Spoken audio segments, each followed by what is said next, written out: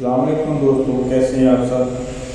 مجھے کچھ دوستوں نے ویڈیو سینڈ کی اور پوچھنے لگے کہ لوگ تو ملیشیا آ رہے ہیں، آپ تو کہہ رہے تھے نہیں آ رہے۔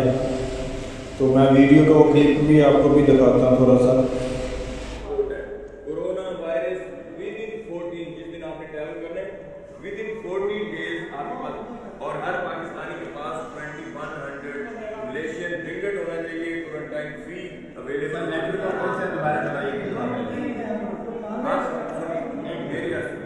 مجھے آپ ایک نمبر واٹس ایپ کا دے دیں، میں اس کو ٹمپریری سیو کر کے اس کی فارمیلٹی آپ کو واٹس ایپ کر دیں گا۔ وہ صرف ویڈیو جو ہے وائرل ہوئی وہ صرف ان لوگوں کے لیے ہے، میں آپ کو بتا دوں، جن کا دوسرا گھر ملیشیا ہے۔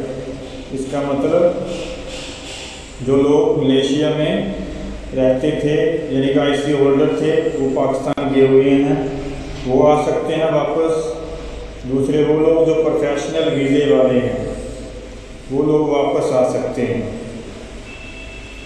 یا جن کے پاس پی آر ہے، کوئی خاص ڈاکومنٹ، یعنی کہ جن کا دوسرا گھر ملیشیا بنتا ہے ڈاکومنٹ کے لحاظ سے یا کاروبار کے لحاظ سے، وہ لازمی ملیشیا آ سکتے ہیں، اس میں کوئی شک نہیں ہے۔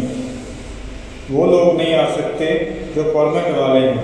یہ ساری افواہیں جھوٹی ہیں، اس میں کوئی صداقت نہیں ہے۔ اور دوسری بات، جو لوگ کہہ رہے ہیں کہ ادھر جائیں، ایمبیسی میں جائیں، لیٹر لیں، 2100 ریکر لگے گا، یہ لگے گا، وہ لگے گا، سب جھوٹ ہے، اس میں ذرا سی بھی صداقت نہیں ہے۔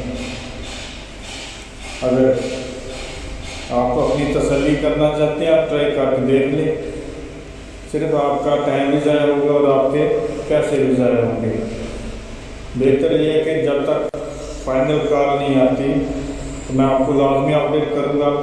پہلے تو نہیں کیا کسی بھی ویڈیو پر یا کسی بھی نیوز پر اپڈیٹ نہیں کیا، لیکن آپ سے لازمی اپڈیٹ کروں گا، کیونکہ بہت سے لوگ جھوٹی افواہیں پھیلا دیتے ہیں، جس کی وجہ سے کچھ لوگوں کو نقصان بھی ہوتا ہے۔